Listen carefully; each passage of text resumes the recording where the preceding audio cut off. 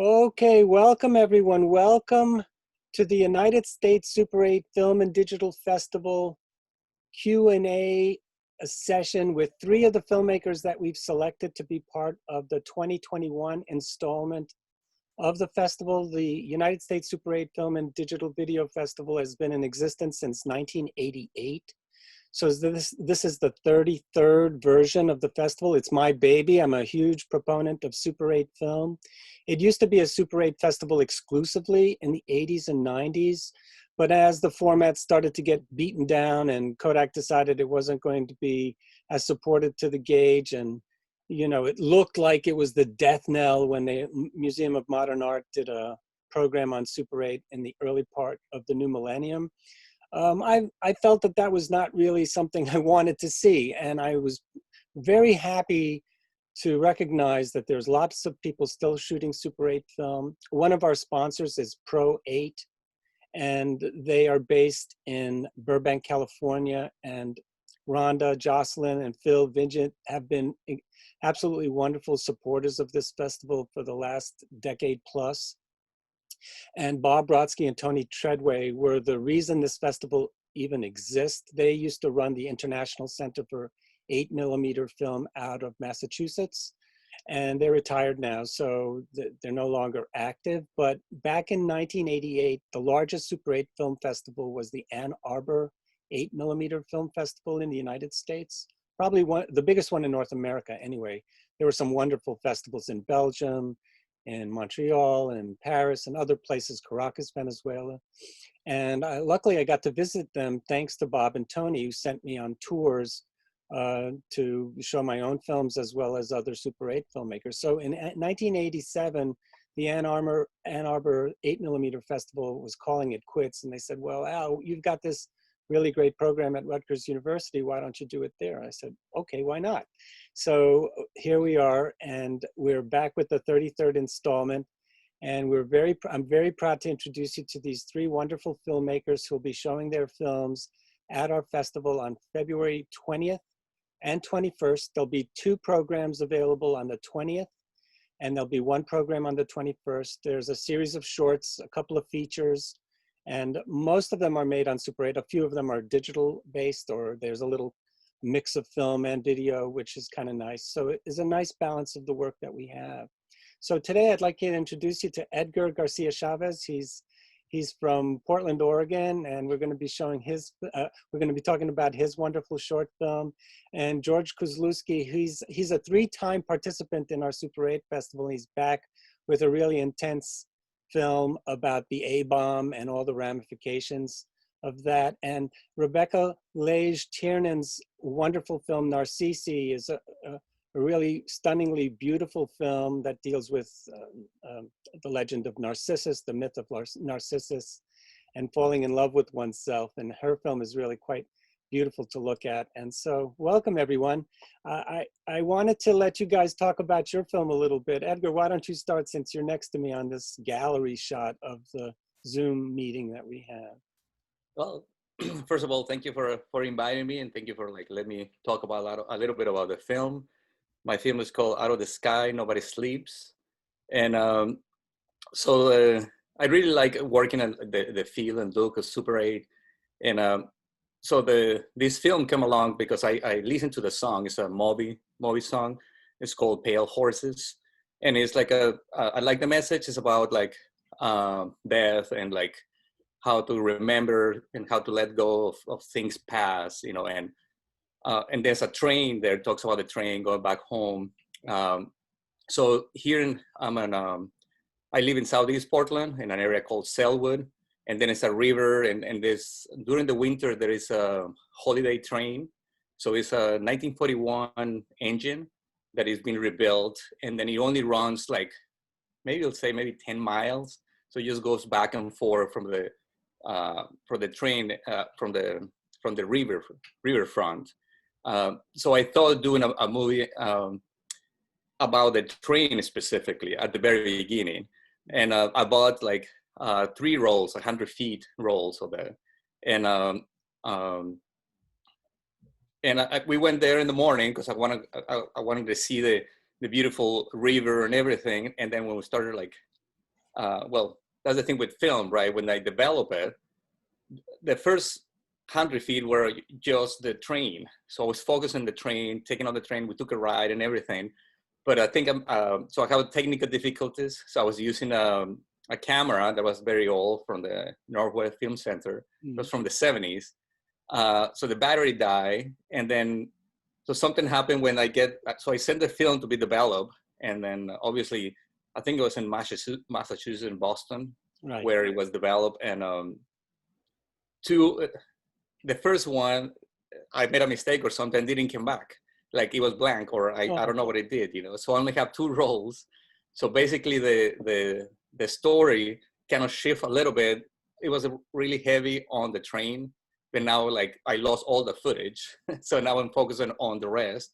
But I have a wonderful actor, his name is Bryson Black, that he was really eager to like, no matter what, like continue with the project, that the show must go on, you know. So so I started working more. The project kind of morphed a little bit more towards him and towards the idea of remember the people that have died and the people that and all those places where the people die, not necessarily physically, but emotionally, you know. So it's like, it's the passage of time, it's the river, it's the train. So it's a lot of movement, a lot of like traveling, going to some place, you know. So you use Tri-X film? Yes. Yeah, because you can always tell the grainy stuff. I mean, whereas I think Rebecca's film is all in color. And did you use Pro 8 or did you use Vision stock or? I used Pro 8. Yeah, I had Pro 8 stock. I had a package deal, and then I used some extra Kodak. Yeah. I mean, your films are very different, very similar, I should say, although they're quite different. They're both kind of, you know, dealing with they're psychodramas of sorts, and they focus on, you know, where you have people making their way through an environment. And at first, when I saw your film, Rebecca, I wasn't sure if it was the same person that I was seeing twice, but then I realized when I saw the credits that it was twins. Tell us a little bit more about your film. Yeah, so Narcisi is a short film about the psychological effects of narcissism. It could be about the myth of Narcissus, but it's more so for me making this film about the actual construct of when it becomes a bit of a disorder. You know, I think narcissism is something, to a healthy degree, is something that we all have just by nature of having an ego. And, you know, you do need to discover yourself, understand yourself in order to do well in the world. But it can easily become problematic when you can't see past yourself. And it seems to be a reoccurring hurdle, not only interpersonally, but also kind of on a societal level as well. Well, especially in this day and age where everybody's looking at themselves all the time and posting selfies. So I thought it was very apropos. Yeah, definitely. It definitely is a hurdle on so many different levels and variants, I think. And it's more of a constant theme, I think, than perhaps we really realize. So yeah, I decided to make something about narcissism, and I sought out to find 2 identical twins here in LA. And luckily I met the Strain sisters, who are performers out here in LA, and very talented, and do really well in front of the camera. And I kind of looked at other fashion film photographers and filmmakers. There's one called Erwin Blumenfeld, who's an early filmmaker who makes this really beautiful kind of fashion film material, very abstract, conceptual stuff. And so I kind of pulled a bit from his aesthetic in order to make a very, you know, alluring piece about narcissism. Are you a fan of Maya Deren as well?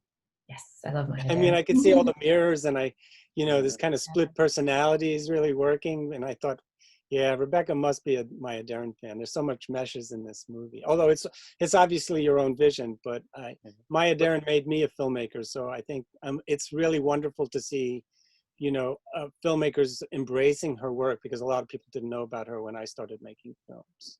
What's the name of the film? I'm sorry? What's the name of the film? Meshes of the Afternoon? No, I know, Rebecca's film. Yeah. What is the name? Narcisi. Narcisi. Narcisi. Okay, Yeah. I got it. Yeah, you guys all got a copy of the program. So, and I should mention before I introduce George to you, that if you need to check out the lineup, it's already available on our website. You just go to this place, njfilmfest.com. And when you get to our homepage, you click on where it says New Jersey Film Festival Spring 2021 festival schedule, and then there'll be another link to click on that one, and everything is, at the end of the broadcast, I'll show you where it is. So anyway, George, tell us about your film. I was fascinated by, you know, your take on the Manhattan Project. Yeah, this project, the whole New Mexico Death Wish Diatribe thing, is part of this Anthropocene cycle of films I've been working on. Which is basically how I got to the deserts of New Mexico, in thinking about just really what we're in right now is this sixth mass extinction event, this industrial induced, you know, we're all familiar with it in all the ways that we are living through it. But in terms of geologic time, it's really the worst thing that's ever happened in the history of the planet. Like the previous 5 mass extinction events that some of the other films deal with are really bad. You know, 95% of life on Earth, you know, is wiped out, or trees disappear from the planet for 10 million years. You know, these kinds of literal ends of the world. And we're in the middle of what, you know, scientists are pointing out is pretty much potentially the worst. It's happening at such a rapid rate that it doesn't even compare with the worst of those 5 mass extinction events in terms of the rate of CO2 levels that we're putting into the atmosphere, the rate of, you know, species disappearing. So, you know, that's huge, right? It's like deep time. And, you know, I'm dealing with these short films that kind of interrogate a piece of this, you know, deep geologic narrative.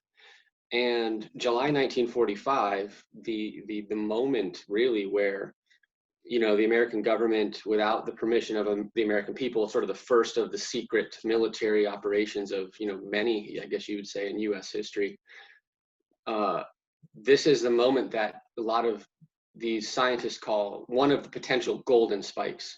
So the whole idea with the Anthropocene is that if it's legitimate in scientific terms, it would show up in the geologic record, in the rocks. And so, which it arguably is kind of undeniable at this point because species are disappearing. But July 6, 1945 is the beginning of that geologic record in the rocks with the atom bomb and the sort of, you know, spreading of these radioactive material across the planet. And since 1945, sorry for this long diatribe, but since 1945, basically I kind of position us, and we're like in an unconscious World War III. Like we don't even realize we're at war with the planet.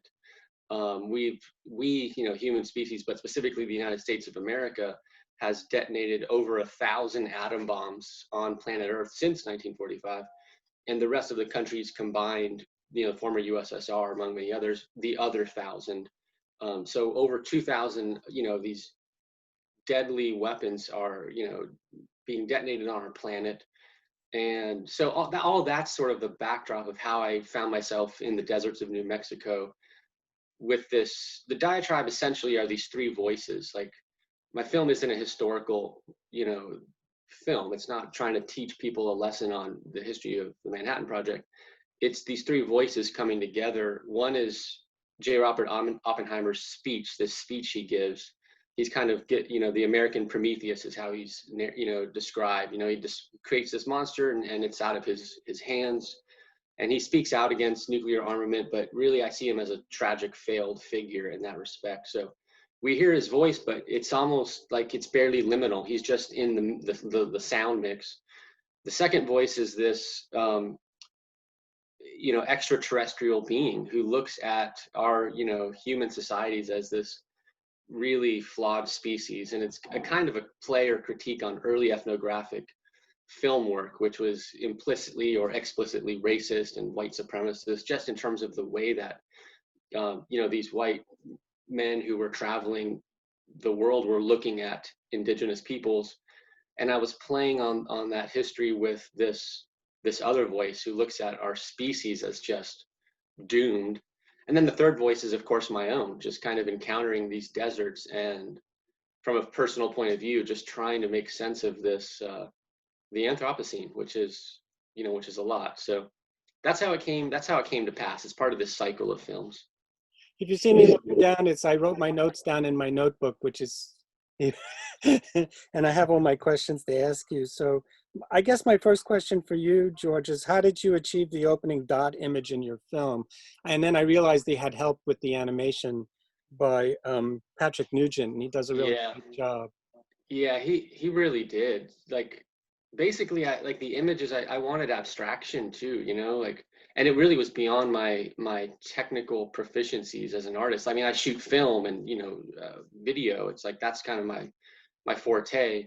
So I made some very kind of basic animations, and I handed those to Patrick, and he's like a true, you know, artistic genius in that realm. And I'd known him for that now over a decade, and he made that happen, and I was just delighted. I mean, it's part Alien, part obviously invoking the atom bomb. It's just a, you know, And the black hole. And the black hole, right, disappearing. And well, thanks, Al. So I mean, your film is kind of like a collage, whereas I think Narcisi is more of a film that is a chamber film where it's an enclosed space, and you're watching a figure kind of at odds with herself. And you did shoot backwards, right, Rebecca?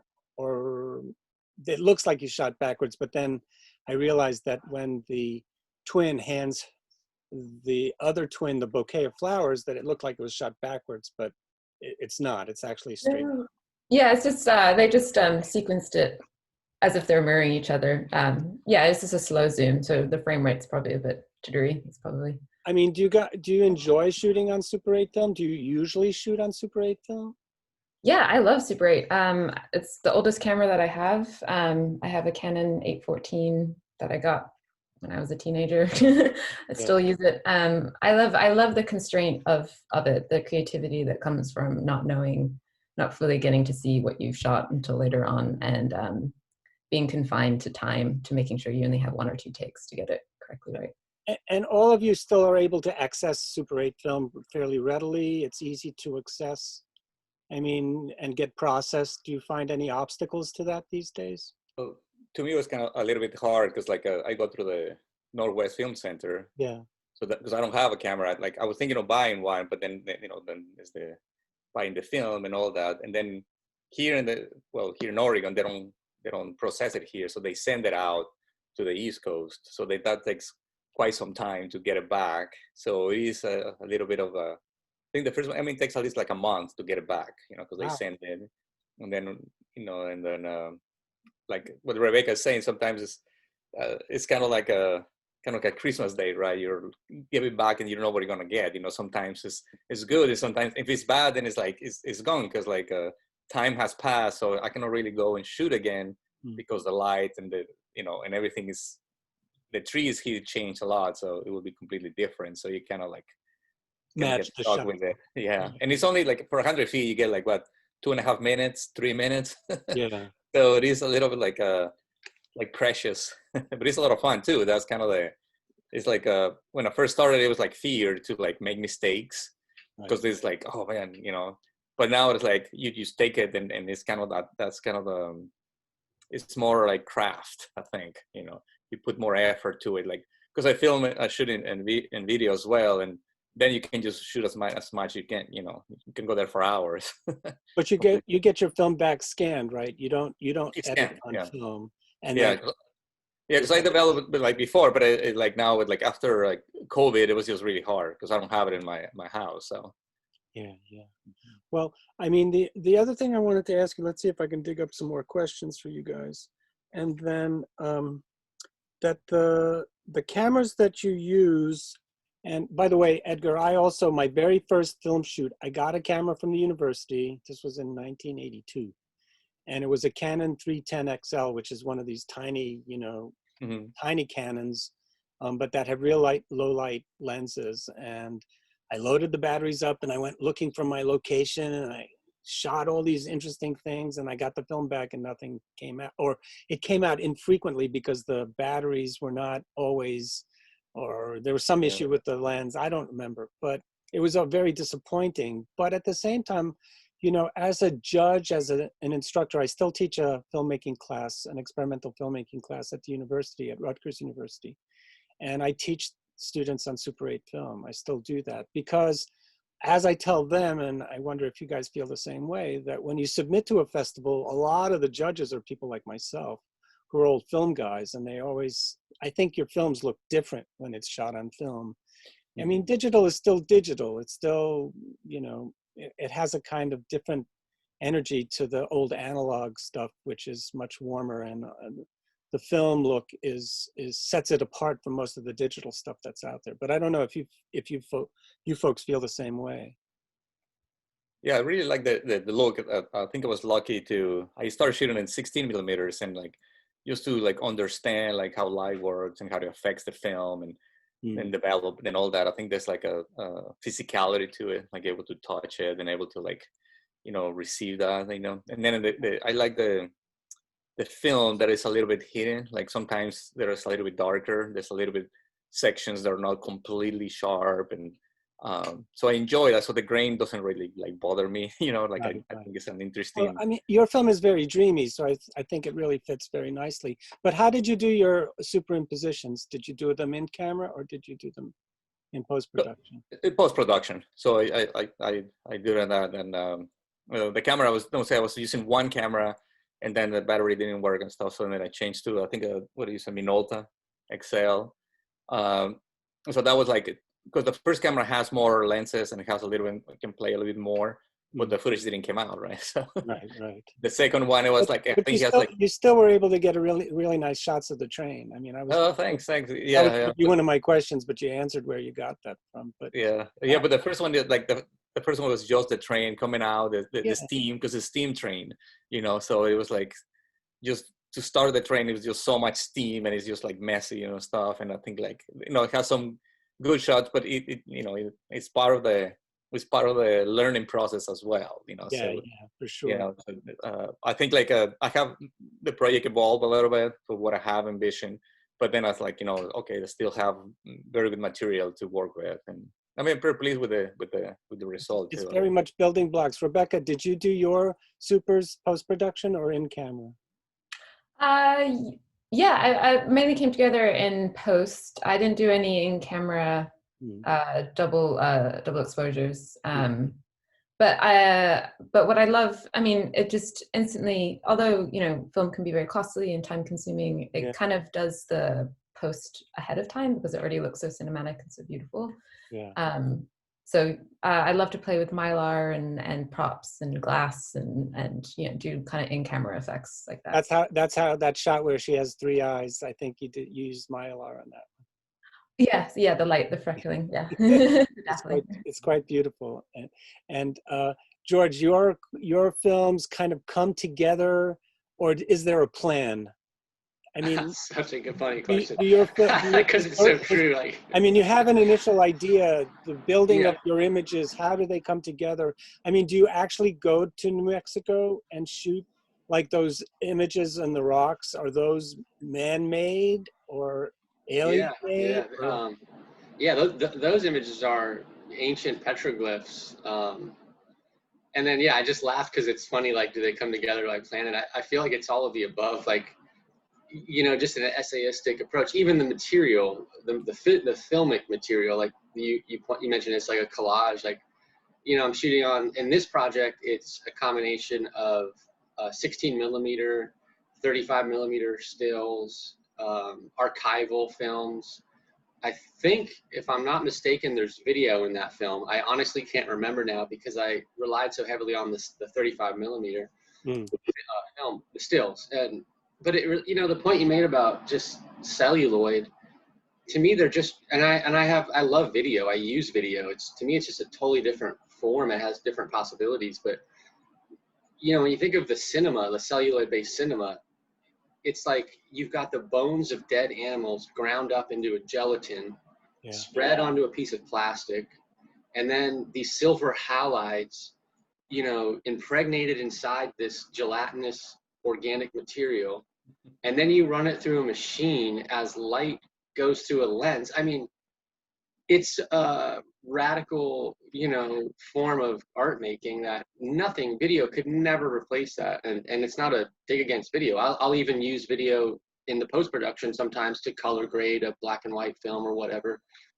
But celluloid-based art practice will never die, and it could never be replaced. It's like ceramics. It's like we may not need the pot anymore to carry the water from the river, but ceramic art practice is never going to disappear from human, you know, activities. And yeah, yeah, I mean, just like everybody thought vinyl was going to die, and now my vinyl collection is like increased in value exponentially since I've been collecting from the early 70s. So I think that there's always going to be a home for that, and I'm very happy about that, and I'm glad you guys are still shooting on film, and that's the most crucial thing, especially for us in this festival. But I wanted to be able to show. I'm going to share screen for a second, and let's see, where do we go? We go over here. We share this so that everybody can see. Come on, share it. There we go. So the festival itself is going to be available on Eventive. So if you go to the New Jersey Film Festival site, you go to njfilmfest.com, and then you click on the New Jersey Film Festival schedule link. There'll be another link that will bounce you to this page. And as you scroll down, you'll see that the Super 8 Festival is going to be available on February 20th. And there's all sorts of neat films that will be showing from all over the world. And here's Edgar's movie. I really like that image too. And this film, View at the Zoo, is by a filmmaker who's partially blind. So it's really an interesting film. And here's George's New Mexico, Death Wish Diatribe. Paper Butterflies is from a filmmaker in Europe, and Three Sons is by a filmmaker who is instrumental in running a festival. Ed Sayers' film is out of Europe. Yeah, I think, Rebecca, you showed at his festival. Yeah, I met him and his family, I think. Yeah, he's really a sweetheart. So we're showing his film about 3 generations of his family. I mean, it's an homage to his dad. And then that's the first program on the first day. And then the second program, where is the second program? Here it is. Has some feature films. This world premiere video, which is done by Mike J. Nichols. If you're fans of Frank Zappa, he edited the new Zappa movie. So he's making some really great art. And so this was this kind of spoof film that he did about making a video, and the judges really, really liked this one. So that's going to be screening on the second part of the February 20th. Goodbye 70s is by Todd Verreau, and he's been a long time Super 8 filmmaker. This is a gay feature, and he's been making films since the early 80s. And in fact, he's been part of our festival, I think, 3 or 4 times as well. And this is a very interesting film by Matt Whitman. He submitted like 5 or 6 of these, and they're very, very, tough viewing because it's very structural. And I'm curious to see what the audience thinks of his movies. But I think he's really dedicated to his art, and we thought we needed to give him a platform. So that's the second part of the festival on the first day. And on the second day, we have Rebecca's beautiful film Narcisi here, which starts out the program. And then there's 2 films by a local filmmaker who actually used his cell phone. This is Victory Furniture. He's been a multiple festival participant, and this one was shot, where was this one shot? This one's shot at an exhibit of Bridget Riley's art. So it's a film about other artists. And so it's really kind of neat. And this one is shot at Dia Art, and it uses Warhol's screen printed mural.